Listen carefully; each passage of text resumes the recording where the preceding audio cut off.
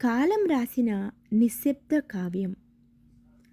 అతను పుట్టినప్పుడు ప్రపంచం అతన్ని గమనించలేదు. అతను పోయినప్పుడు కూడా ప్రపంచం అతన్ని పట్టించుకోలేదు. ఇది ఒక సామాన్య మానవుడి సాధారణ కథ. కాలగర్భంలో కలిసిపోయిన ఒక నిశ్శబ్ద జీవన కావ్యం. 20వ దశాబ్దపు ప్రారంభంలో అమెరికాలోని ఐడహో అడవుల్లో అనాథగా మొదలైంది రాబర్ట్ గ్రీనియర్ జీవితం. చిన్నతనంలోనే తల్లిదండ్రులను కోల్పోయాడు.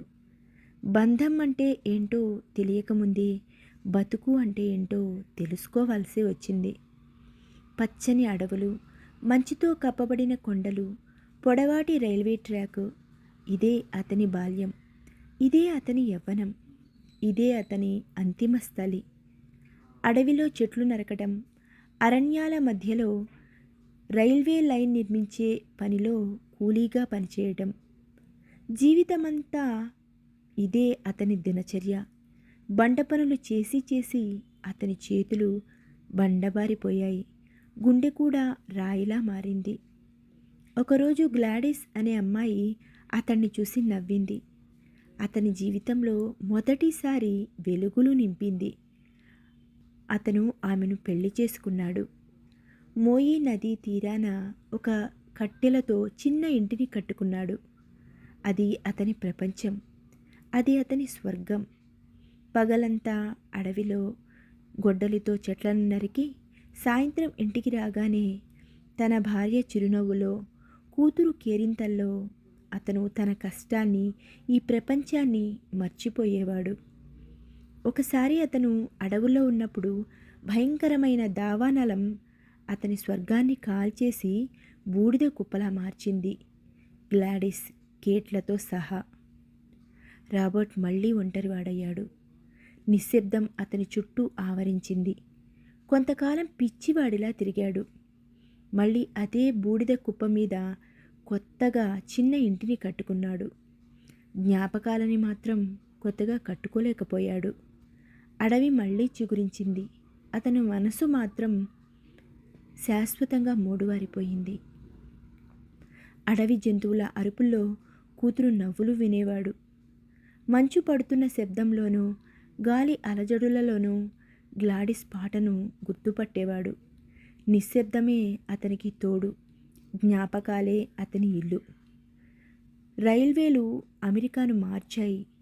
గుర్రపు బండ్ల మీద ప్రయాణించే కాలం నుండి గూడ్సు రైళ్లు అడవిని చీల్చుకుంటూ వెళ్ళడం వరకు అతను చూశాడు. మనుషుల స్థానంలో యంత్రాలు రావడం గమనించాడు.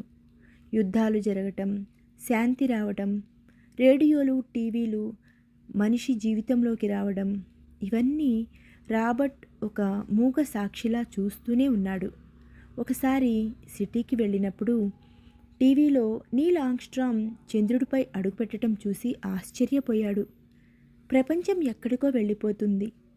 కానీ రాబర్ట్ మాత్రం ఆ పాత అడవిలో, ఆ పాత జ్ఞాపకాల మధ్యే ఒక శిలాజంలా మిగిలిపోయాడు.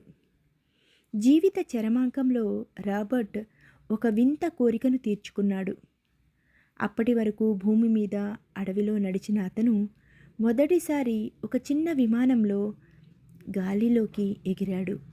విమానం గాలిలో గింగిరాలు తిరుగుతున్నప్పుడు అతనికి పైన ఆకాశం, కింద భూమి రెండు ఒకటే అనిపించాయి.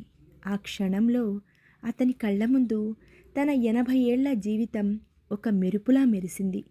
మొదటిసారి పనికి వెళ్ళిన రోజు, గ్లాడిస్ మొదటి ముద్దు, మొదటిసారి విన్న కేట్ నవ్వు, ఆ భయంకరమైన మంటలు, తరువాతి నిశ్శబ్దం, ఆ తర్వాత సుదీర్ఘమైన ఒంటరితనం, అన్నీ ఒకే బిందువుగా కలిశాయి. ఆకాశంలో తేలుతున్న ఆ క్షణంలో ఈ సృష్టితో, తను కోల్పోయిన వాళ్లతో పూర్తి స్థాయిలో అనుసంధానమైనట్లు భావించాడు. చివరకు ఒక నవంబర్ చలిరాత్రి తన చిన్న ఇంట్లో ప్రశాంతంగా నిద్రలోనే కన్నుమూశాడు రాబర్ట్. అతనికి వారసులు లేరు. అతని ఆస్తిని పంచుకునేవారు కూడా లేరు. అతని జీవితం ఏ వార్తల్లోనూ చెప్పబడలేదు. ఏ చరిత్ర పుస్తకాల్లోనూ రాయబడలేదు. జీవితం అంటే కేవలం గెలవటం కాదు. కాలం మనల్ని ఎంత గాయపరిచినా ఆ గాయాల మధ్య నిలబడి జీవితాన్ని ఆప్యాయంగా ఆలింగనం చేసుకోవాలని చెబుతుంది ఈ సినిమా. టెరెన్స్ మాలిక్ వంటి మాస్టర్ మేకర్స్ ప్రభావం దర్శకుడు క్లింట్ బెంట్లీలో స్పష్టంగా కనబడుతుంది. ఈ సినిమా 2026 ఆస్కార్ రేస్లో best film and best adapted screen ప్లేతో సహా మొత్తం 4 కేటగిరీల్లో నామినేషన్లు సాధించింది. ఈ సినిమాని ఆస్వాదించాలంటే మీకు కాస్తంత సహనం ఉండాలి. బోల్డ్ అంత కథ, బ్రహ్మాండమైన కథనం, అద్భుతమైన సీన్లు ఏమీ ఉండవు. మన ఊరిలో పుట్టి ఊళ్ళోనే ఓ 70-80 ఏళ్ళు బతికి చివరికి ఆ ఊళ్ళోనే చనిపోయిన మన తాతో నాన్నో ఏ పరిచయస్తుడి జీవితాన్నో ఎలాంటి ఎలివేషన్లు లేకుండా దూరంగా నిలబడి చూస్తున్నట్లు ఉంటుంది ఈ సినిమా. చెరువు ఒడ్డున కూర్చొని అమరావతి కథలు చదువుతున్నట్లు, బావి దగ్గర కూర్చొని గుడి మైకులోంచి వచ్చే కీర్తన వింటున్నట్లు, పొలాల మధ్యలో నిలబడి ఆకాశ వర్ణాలను కళ్ళల్లో నింపుకున్నట్లు ఉంటుంది ఈ సినిమా. అంతే,